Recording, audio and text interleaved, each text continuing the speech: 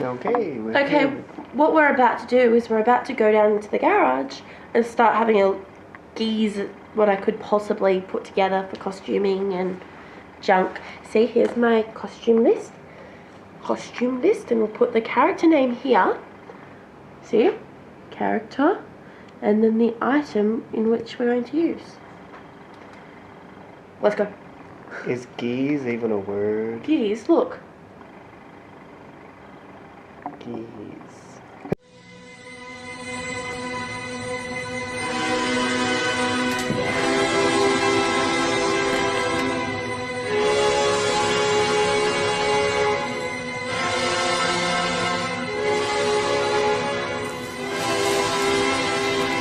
Just there. The trail ends in that cave.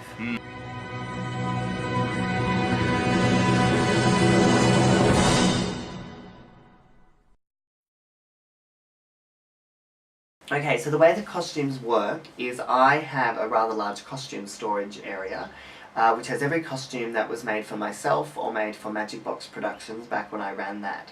And so that's really helped us with this movie to get a lot of the costumes.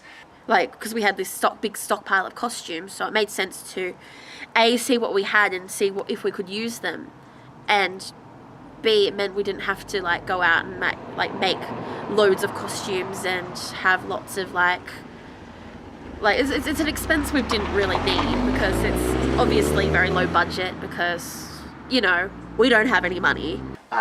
Anything that we don't have in stock, we try to ask the actors to bring things in. To give examples, so Tazira has her own costume that Emma bought in. I was fortunate enough that when the director John told me what I'd need to wear for the film, I rummaged through my wardrobe and actually managed to put together something out of clothes I already owned. I'm one of the few female characters who gets to stay in pants the whole time, which suits me. Pants wearing kind of girl. So it's kind of a case of, you know, me and Hope, especially, because Hope has sort of taken on the role of costume supervisor, we sit down, we talk about what each character needs, whether they need lots of costume changes. So for example, Caitlin has 6 costume changes because she is a princess, she has different costumes for different needs. And princesses need lots of costumes, because why would a princess have one dress? That's just silly.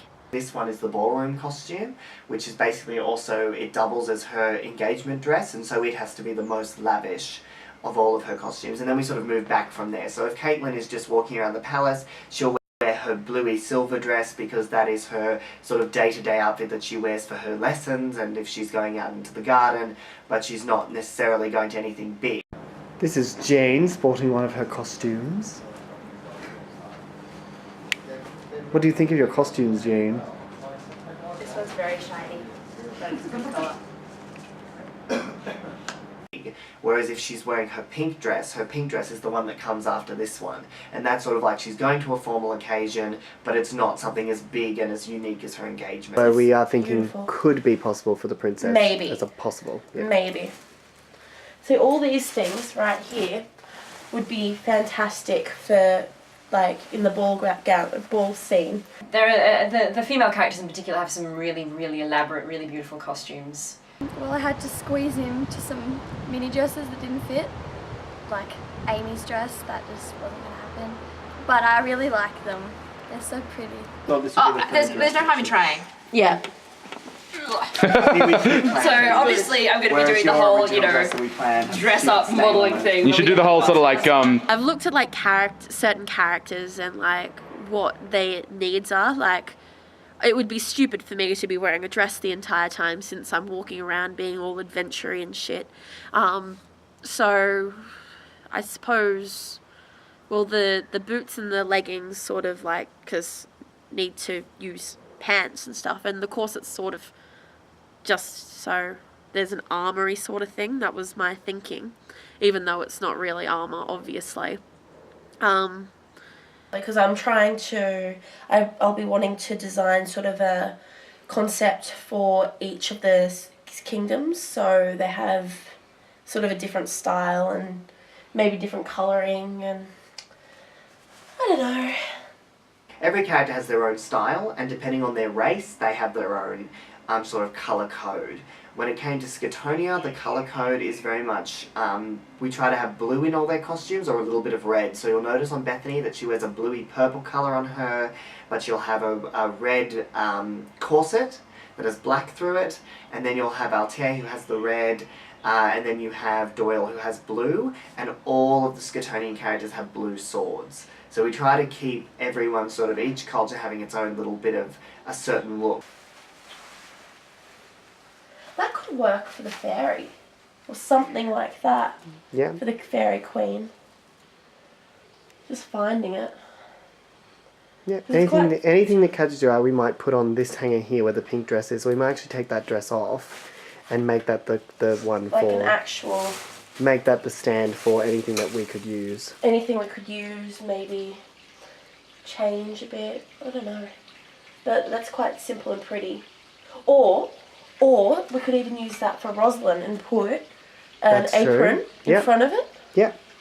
So it's quite peasanty, so that might Well, be we- even better. Yeah, because I was actually thinking of Rosalind before. I knew there Have was you got something an down apron? here. Yeah, we have plenty of aprons, so we'll find them.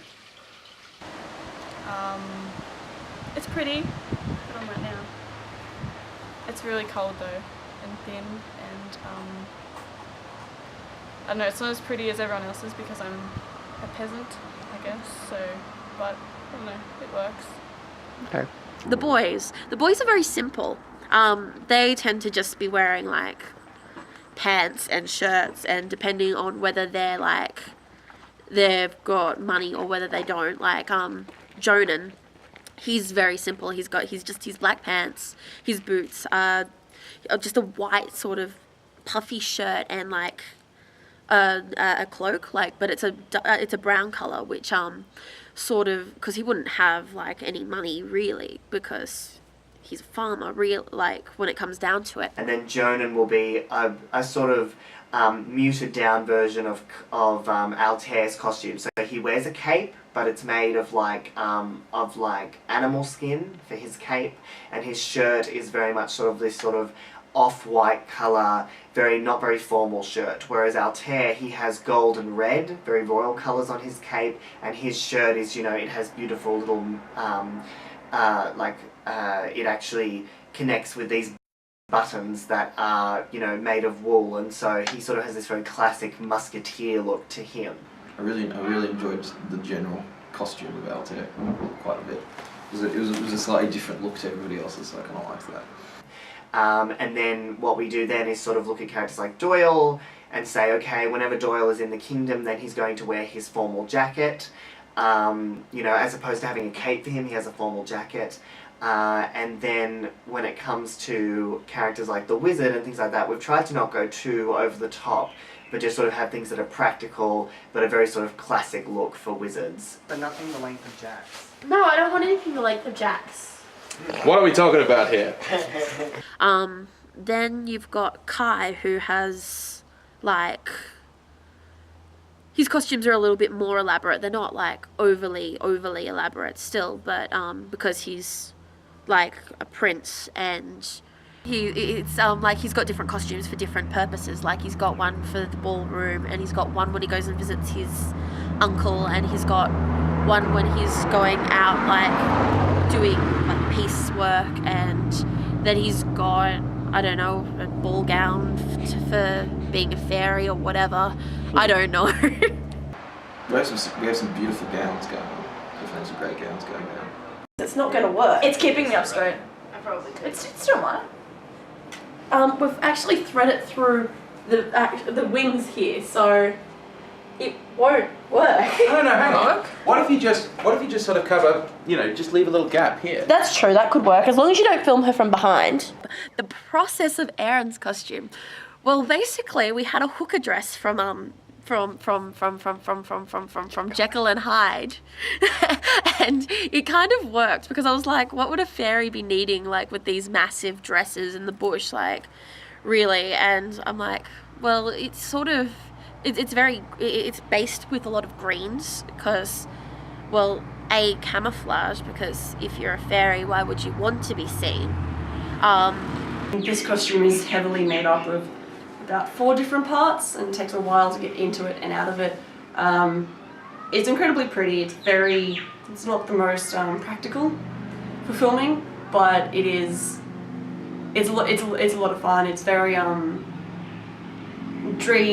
dream sort of fairy magical fairy creature. It makes you feel incredibly feminine, which is really specifically good for this character because she is massive. She is very feminine, but she can also fight pretty hard. So the wings are probably the most difficult part of the outfit, as it takes a lot of manipulating of them to get them onto me and to get me into certain situations which are usually lodged into trees.